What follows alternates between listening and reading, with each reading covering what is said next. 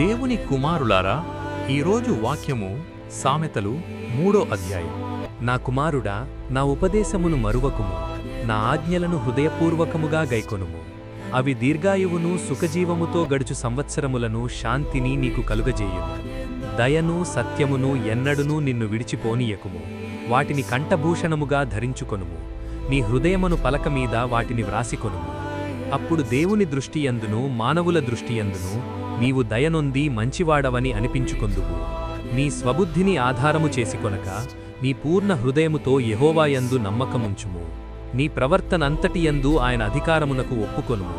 అప్పుడాయన నీ త్రోవలను సరాళము చెయ్యును. నేను జ్ఞానిని కదా అని నీవు అనుకొనవద్దు. యెహోవాయందు భయభక్తులు కలిగి చెడుతనము విడిచిపెట్టుము. అప్పుడు నీ దేహమునకు ఆరోగ్యమును నీ ఎముకలకు సత్తువయు కలుగును.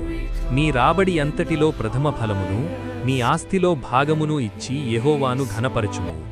అప్పుడు నీ కొట్లలో ధాన్యము సమృద్ధిగా నుండును. నీ గానుగలలో నుండి క్రొత్త ద్రాక్షారసము పైకి పొరలిపారును. నా కుమారుడా, యెహోవా శిక్షను తృణీకరింపవద్దు. ఆయన గద్దింపునకు విసుకవద్దు. తండ్రి తనకు ఇష్టుడైన కుమారుణ్ణి గద్దించు రీతిగా యెహోవా తాను ప్రేమించు వారిని గద్దించును. జ్ఞానము సంపాదించినవాడు ధన్యుడు. వివేచన కలిగిన నరుడు ధన్యుడు.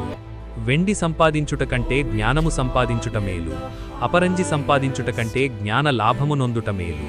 పగడముల కంటే అది ప్రియమైనది. నీ ఇష్టవస్తువులన్నీయూ దానితో సమానములు కావు.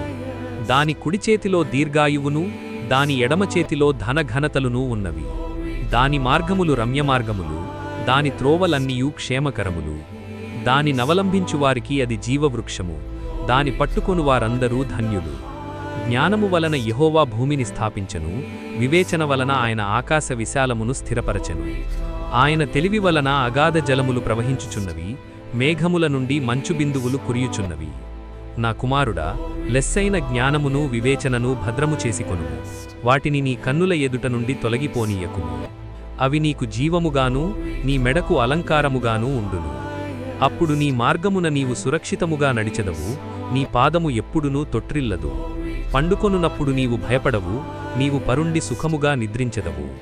ఆకస్మికముగా భయం కలుగునప్పుడు, దుర్మార్గులకు నాశనము వచ్చునప్పుడు నీవు భయపడవద్దు.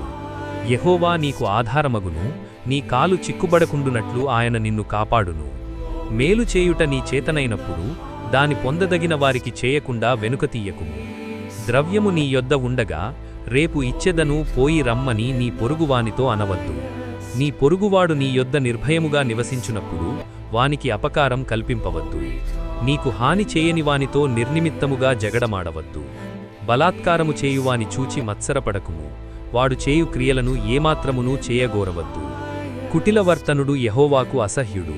యథార్థవంతులకు ఆయన తోడుగానుండును. భక్తిహీనుల ఇంటిమీదికి యెహోవా శాపము వచ్చును. నీతిమంతుల నివాస స్థలమును ఆయన ఆశీర్వదించును. అపహాసకులను ఆయన అపహసించును. దీనుని ఎడల ఆయన దయచూపును. జ్ఞానులు ఘనతను స్వతంత్రించుకొందురు. బుద్ధిహీనులు అవమానభరితులగుదురు.